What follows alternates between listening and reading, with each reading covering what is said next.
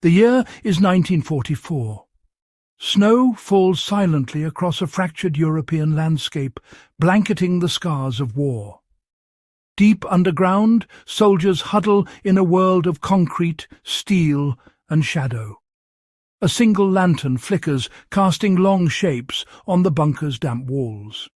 The air is thick with wet wool, stale tobacco, and the metallic tang of fear. Outside, the wind howls and temperatures plunge, but inside, life persists. Survival here is a quiet science. Every element of the bunker, from its thick walls to its position beneath the earth, is designed for endurance. The cold is a relentless enemy, seeping through cracks and stealing warmth. Soldiers wear layers, move slowly to conserve energy, and watch the small flame of their lamp, their lifeline. The bunker cradles this meagre warmth, holding it like a precious ember. Across the front lines, scenes like this repeat, a testament to human ingenuity in adversity. The soldiers, the bunker, the earth, and their heat source form a delicate system. It's a partnership forged in war, teaching us how to build for survival in uncertain times. In its stark simplicity, the bunker holds profound lessons for our own future.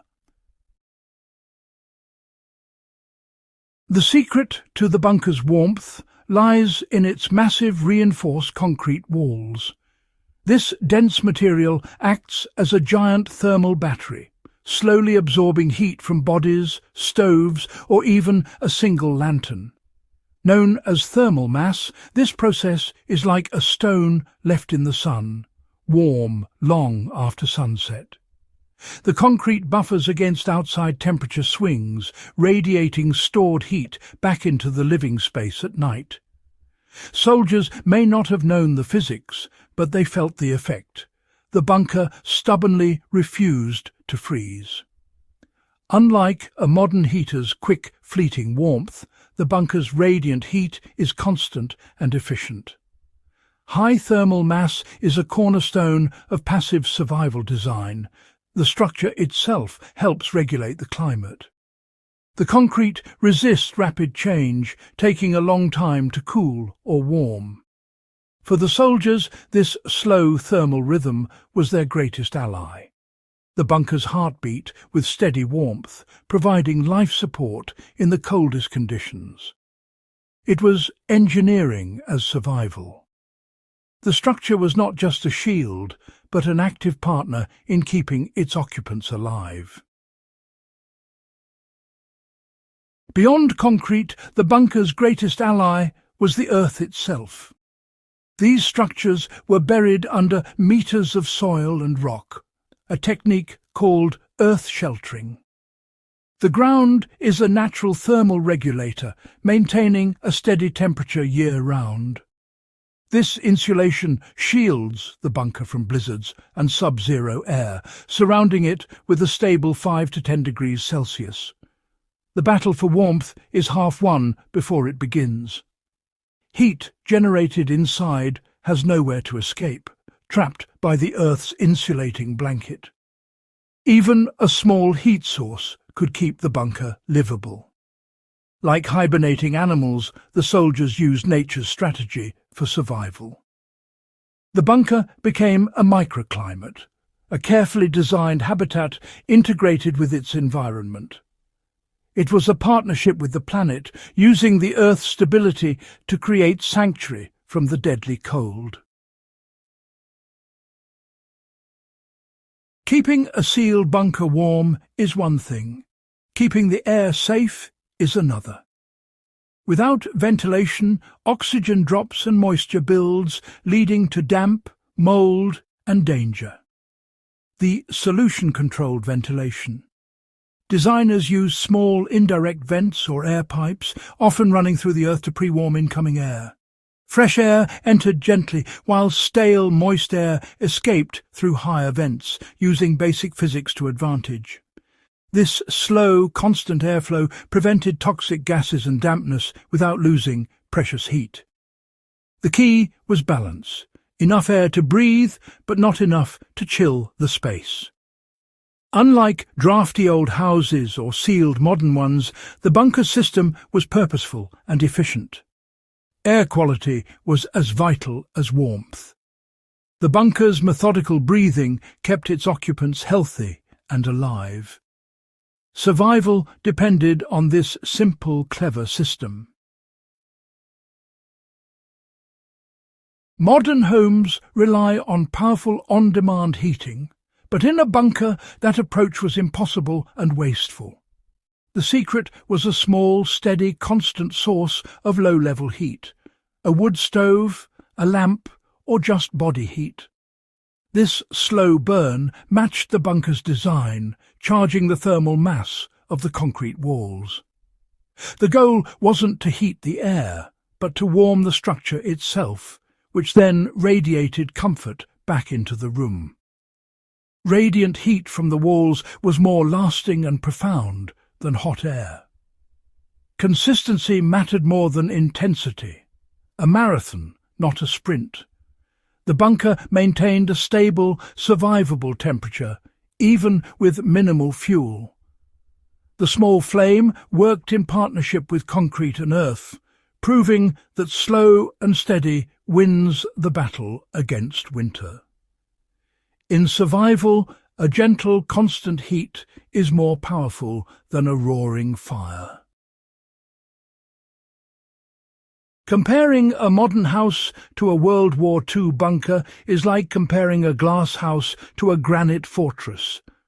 Modern homes are built for light and comfort, with thin walls and big windows, easy to heat but quick to lose warmth. They depend on a constant energy supply. Bunkers are the opposite: thick, heavy walls, few windows, and immense thermal mass. They're designed to hold heat, not to heat up quickly. The difference is in energy use. A modern home constantly consumes, while a bunker conserves and stores. Lightweight materials in homes store little heat. Concrete and earth in bunkers are massive thermal reservoirs. This reveals a vulnerability. Our homes are comfortable but fragile. A power cut in winter can make a modern house dangerously cold in hours. A bunker, with its thermal mass and earth sheltering, stays survivable for days with minimal heat. It's a lesson in resilience versus dependence. The bunker's design is a blueprint for enduring hardship.